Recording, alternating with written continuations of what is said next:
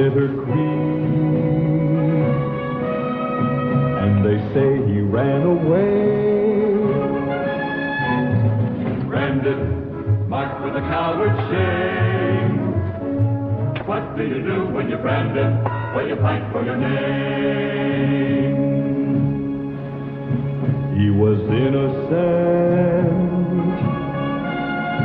not a charge was true, but the world would never know. Branded, scorned as the one who ran. What do you do when you're branded and you know you're a man?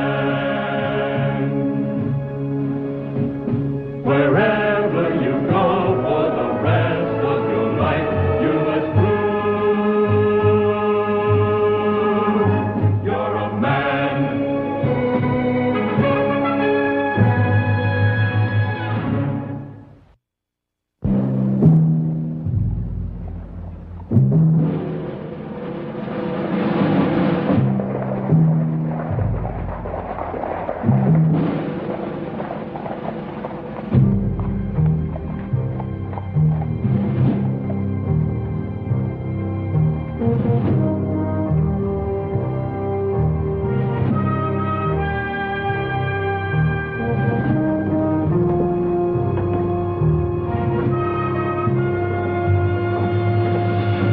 Captain McCord.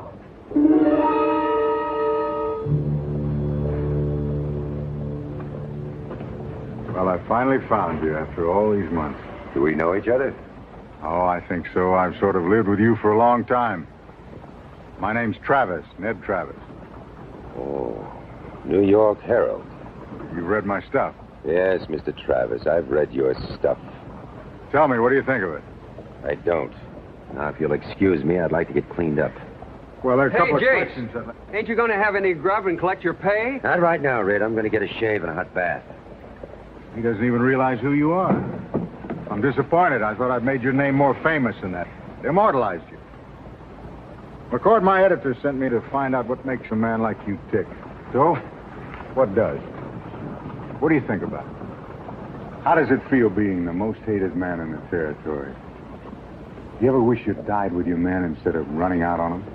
Now, why do you bother to ask me, Mr. Travis? You'll print what you want to print, won't you? You think if you don't talk about it, it'll all go away. People will forget. It doesn't work that way. They'll remember as long as you live. That'll be your epitaph. One question. You pleaded not guilty, but you offered no defense. Why? I had nothing to say.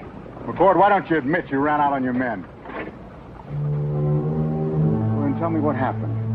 Who was to blame? Who was responsible? Give me something to print, even if it's a lie. What happened at Bitter Creek? Why don't you answer? Why don't you answer? Why don't you answer? It was your vision that brought it about, General. I hope it all works. I'm sure it will. The left flank, Lieutenant. Move all explosives back to the rear. Do it, Captain! No one else can!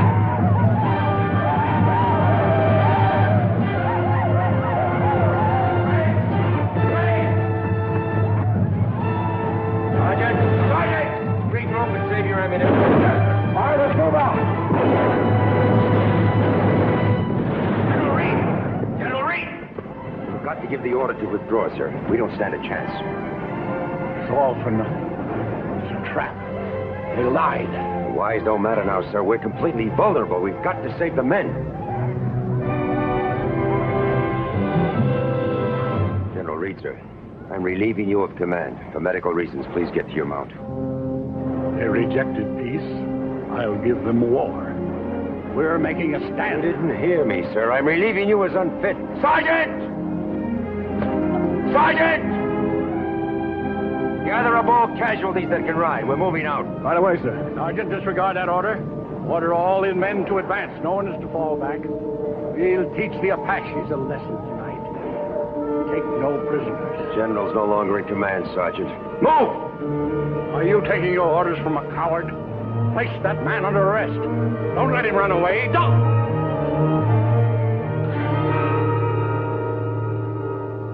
happened at Bitter Creek? What happened at Bitter Creek? What really happened there? What's the difference? 31 men died. 31. I thought it was almost 200. The legend grows with the telly, Mr. Travis. 31 men against 140 Apaches, armed with repeating rifles. Most of them were already dead when the column got there the next morning. The rest died on the way back, except one. The only survivor. Then after I came out of a coma 10 days later, I found myself up on charges. Now, let's look at it as headline. General dies a martyr. Apaches turn over bucks who instigate raid. Tribe is forgiven. Washington praises General, pleads for tolerance for the Apaches. And then there's your headline. Jason McCord is the villain. Every story needs one. Now, look, Mr. Travis, you print what you want to print. What happened at Bitter Creek is between me and my conscience.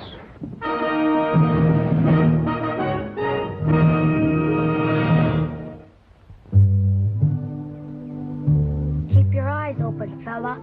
Lots of bandits around here.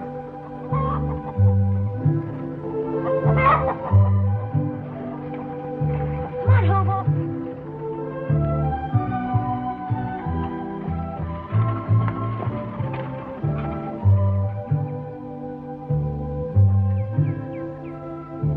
One step closer, you sneaking outlaw, and you'll meet your maker.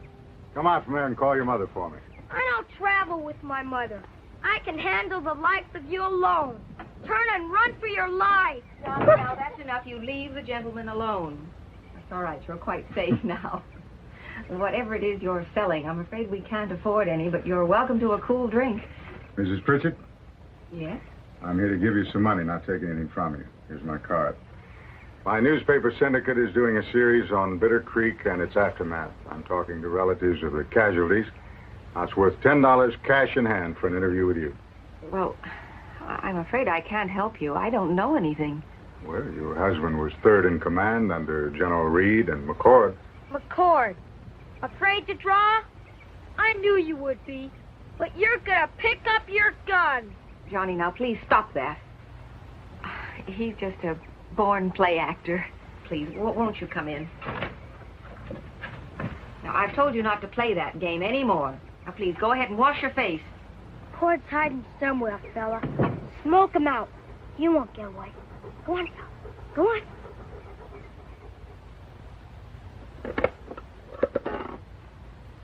He never talked much about military matters. Not until those last few months. And then he started to write. He'd never been much of a letter writer before. Would you allow me to read them? Well, most of them are very personal. You see, John and I had never been separated. And then he was transferred. Well, I'm only interested in the parts that relate to Captain McCord. How do you feel about McCord? Well, how should I feel? It's not only that he lived and my husband was killed, but everyone says that he turned his back on his men. Even on the general that he was supposed to care so much about. May I?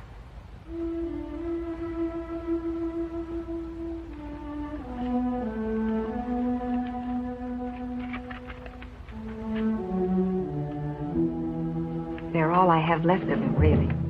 It's almost as though he knew he wasn't coming back to us. His letters suddenly seemed to talk to me in that funny little boy handwriting of his that only I could read. Oh, I'm sorry. No, that's fine. I can read it fine. This part. Today the general assembled us all and talked for an hour about how Washington was trying to undermine his plans, force him into retirement. He rambled on. Honey, sometimes I think something's the matter with him. He's almost 70. It scares me to think how he'd react in a combat situation. What really scares me is waking up in the middle of the night and you're not... Oh, please, don't read that part. I'm sorry.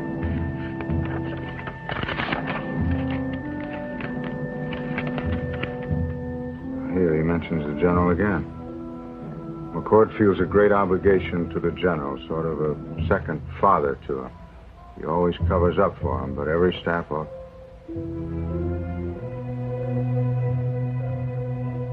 He always covers up for him. But every staff officer knows it is very difficult.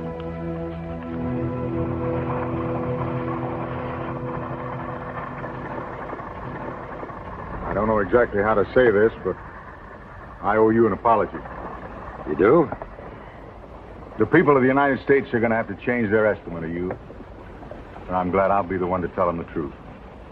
What are you trying to say? I'm talking about a new headline for Bitter Creek. The villain wore stars. That's a foolish accusation to make without proof. I've got the proof. Enough evidence to make the Army reopen your case. Travis, I'm the only living eyewitness to Bitter Creek, and I call you a liar. Come on, McCord. You've done his fighting for him long enough. Let's tell the world what General Reed turned out to be. Forget it. Face it, McCord. He was senile and incompetent. I said forget it. The best story of my career? You wait and see.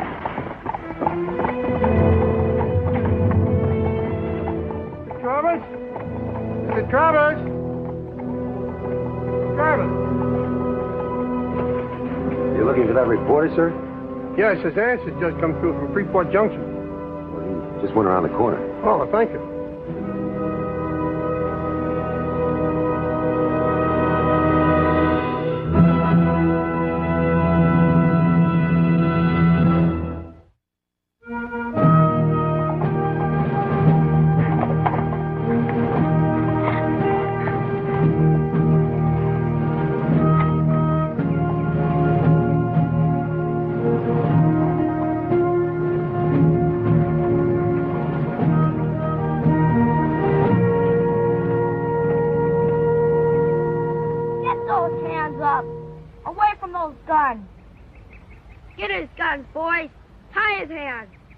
I can see I'm outnumbered. Keep those hands up. Well, where is everybody? Keep back. I don't want nobody to get hurt. I've got my hands up. You wouldn't shoot without giving me a chance. You don't deserve a chance, McCord.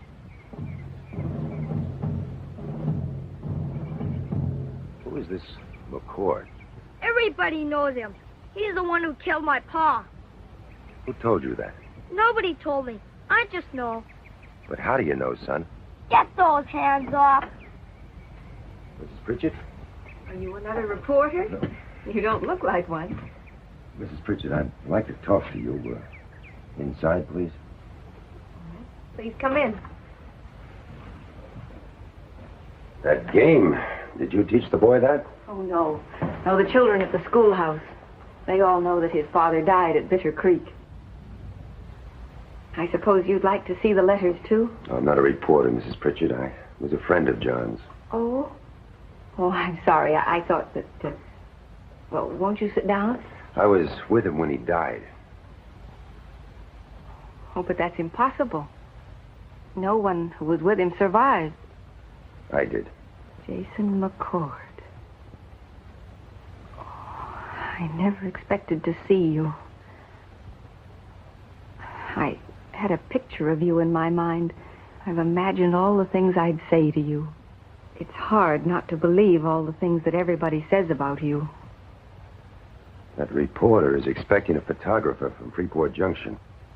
They'll be coming back here today? Yes.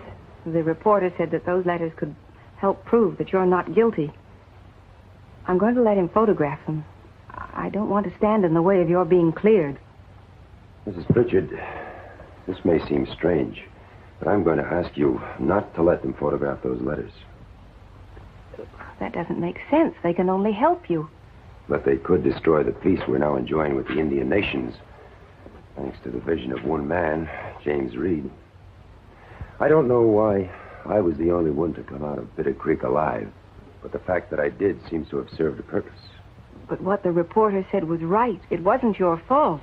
I don't know about that either. Maybe I should have relieved him earlier, weeks earlier, when I first knew. Maybe I put friendship ahead of duty. Maybe I am responsible, even more than General Reed. But it isn't right that you should be blamed. The right and wrong of it isn't that simple, Mrs. Pritchett. There are a great many men in Congress who, for their own selfish purposes, favor war with the Indians. If the general's name is dishonored, disgraced, those men will question everything he stood for. And if Washington goes back on its word, the Indian chiefs won't have any choice but to kill again, wantonly and savagely. And then we won't have any choice but to kill them in return. Mr. Travis said that if I didn't let him have the letters, he could go to a judge and get a federal order. He could probably get one, too. What do you want me to do? I think you know. No, I could hide them. I could bury them out back. Once this leaks out, and it will, Mrs. Pritchett, there'll always be someone waiting around making offers. Maybe someday, in a moment of weakness or need, you'd make a mistake. You have no right to ask me to do this. I know I don't. Scraps of paper, that's all they are to you. To me, they're memories of how he talked and how he felt. He touched those letters, and he carried them close to him in his pocket. And at the end, he'd always put a little X above the signature where he'd kissed the paper. They never sent the body back, you know. There is no grave. Nothing. Don't you see?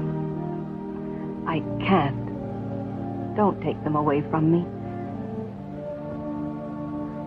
Mrs. Pritchett, nobody can ever take those letters away from you. John was alive when he wrote them. When he wrote of his love for you. And that love will always be alive because you're alive. And it's a part of you. April 15th. It's quiet. And I'm the officer of the guard tonight. Oh, God. The sunset is so beautiful. And as I watch it, I suddenly found myself crying. And wondering what I'm doing here so far away. Oh, I'm sorry.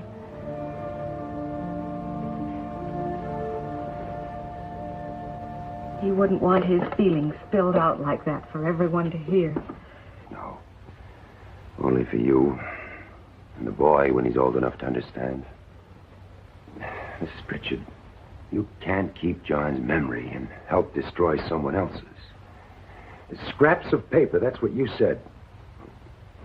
That's all they really are. Now. I think he would have wanted me to do as you asked. I'm sure he would.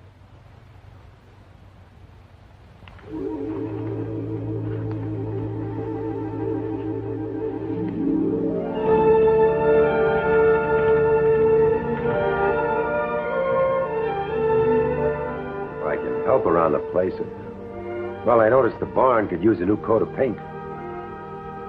No, I'll do it. I need to keep occupied. The hard work helps.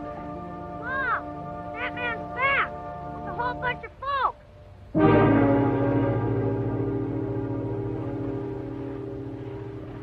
All right, let's get that stuff unloaded. Good afternoon, ma'am. I have your money for you. Also, these gentlemen will act as witnesses to your signature that the letters are authentic. The letters? Yes, the letters that your husband... Now, what's going on? Did you get a better offer? Well, my house was getting awfully cluttered with different odds and ends, so I burned some letters, but they were meaningless. You expect me to believe that? Well, I wanted to tidy up, and I knew they weren't worthwhile. Mrs. Pritchett, do you know who this man is? He didn't say. I'll bet. This is Jason McCord. Is he, Mom? Is that him? Will you get off my property, Mr. McCord? What was he doing in our house? He's to blame for Daddy being killed. You killed my Daddy! You killed him! You killed him! You killed my Daddy! You killed him! You killed him! Now, here, come But back it's here. true, isn't it, Mom? What he did, isn't it? There, now. Yes, Johnny. It's true. You hear that, McCord? Is that what you want?